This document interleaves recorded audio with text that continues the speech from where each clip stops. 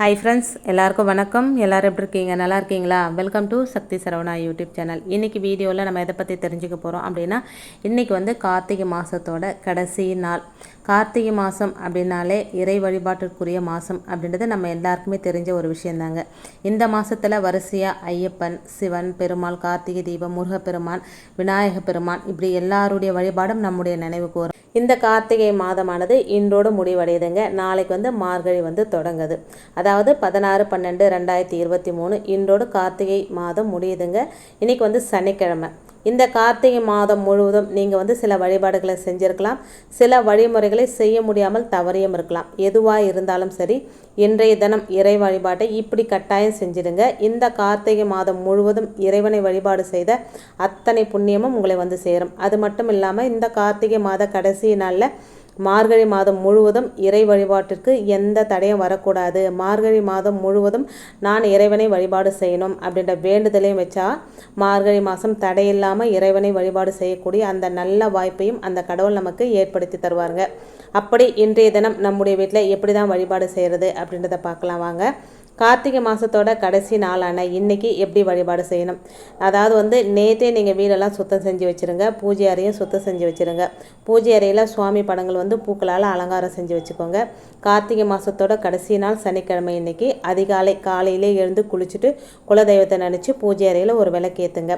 காலையில் முடிஞ்சால் செய்யுங்க, இல்லைனா உங்களுக்கு எப்போ டைம் கிடைக்குதோ அப்போவும் செய்யுங்க. நிலவாசலில் 2 தீபம் ஏற்றி வச்சுருங்க.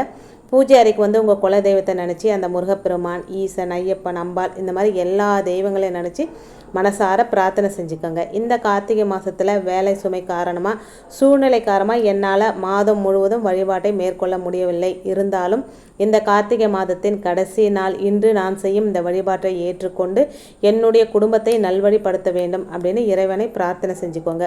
கூடவே அடுத்த நாள் பிறகு போகும் மார்கழி முதல் நாளிலிருந்து இறைவனை வழிபாடு செய்யக்கூடிய பாக்கியத்தை எனக்கு கொடு அப்படின்னும் பிரார்த்தனை செஞ்சுக்கோங்க.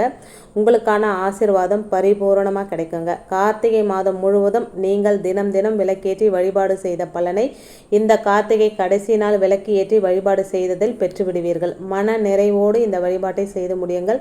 மார்கழி மாதம் முழுவதும் இறைவனின் வழிபாடு செய்யக்கூடிய பாக்கியம் உங்களுக்கு கிடைச்சிடுங்க. உங்களால் முடிஞ்சால் ஏதாவது ஒரு ஸ்வீட்டை வந்து பிரசாதமாக செஞ்சு நிவேதனமாக வந்து கடவுளுக்கு வைங்க. இந்த கார்த்திகை மாதம் கடைசி நாள் சனிக்கிழமையோடு சேர்ந்து வந்திருக்குங்க.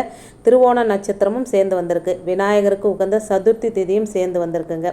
அதனால் உங்கள் வீட்டு பக்கத்தில் இருக்கிற விநாயகர் கோயில், பெருமாள் கோவிலோ இல்லை சிவன் கோவிலுக்கோ போயிட்டு வழிபாட்டை வந்து மேற்கொள்ளுங்க. அந்த இறைவனின் அனுகிரகம் பரிபூரணமாக உங்களுக்கு கிடைக்குங்க. மறுநாள் ஞாயிற்றுக்கிழமை மார்கழி 1 மங்களகரமாக பிறக்குதுங்க. அன்னைக்கு வந்து வராகி அன்னைக்குரிய பஞ்சமி திதியும் வளர்விரை பஞ்சமி திதியும் வந்திருக்கு. நீங்கள் காலையில் எப்போவுமே காலையில் பூஜை பண்ணணும். மார்கழி 1 காலையில் எழுந்து குளிச்சுட்டு அழகாக வாசலில் கோலம்லாம் போட்டுட்டு நீங்கள் வந்து வீட்டில் விளக்கேற்றி வழிபாடு பண்ணுவீங்க. அப்போவே கூட நீங்கள் பஞ்சமி திதி பூஜை பண்ணலாம். வராகி அன்னைக்குரிய பூஜையும் நீங்கள் பிரம்ம முகூர்த்தத்திலேயே பண்ணலாம். முடியாதவங்க நீங்கள் சாயந்தரமும் பண்ணிக்கோங்க. மார்கழி மாதம் முதல் நாள் காலையிலே எழுந்து குளிச்சுட்டு வாசலில் அழகாக கோலம்லாம் போட்டு நிலவாசலில் 2 தீபம் ஏற்றி வச்சுட்டு அதுக்கப்புறம் வீட்டில் வந்து பூஜை ரூமில் விளக்கேற்றி உங்களுடைய வழிபாடுகளை நீங்கள் செய்யலாம். ஏதாவது ஒரு வேண்டுதல் வச்சு நீங்கள் அந்த வேண்டுதல் வந்து நிறைவேறணும் அப்படின்னு 30 நாளும் எப்படி வழிபாடு பண்ணுறது அப்படின்னு நான் ஏற்கனவே ஒரு வீடியோ போட்டிருக்கேங்க. பார்க்காதவங்க அந்த வீடியோவும் பாருங்கள். நல்லபடியாக நீங்கள் முதல் நாளில் வந்து வெற்றிகரமாக நீங்கள் ஏதாவது ஒரு வேண்டுதலை வச்சு நீங்கள் தொடங்குற அந்த விஷயம் உங்களுக்கு இந்த மார்கழி மாதம் முடியறதுக்குள்ளேயே நடக்கணும், நீங்கள் நினச்சதெல்லாம் நடக்கணும் அப்படின்னு சொல்லி கடவுள்கிட்ட நானும் வேண்டிக்கிறேங்க. நீங்களும் வேண்டிக்கோங்க. நீங்கள் வந்து எனக்காக வேண்டிக்கோங்க, நான் வந்து உங்களுக்காக வேண்டிக்கிறேன்.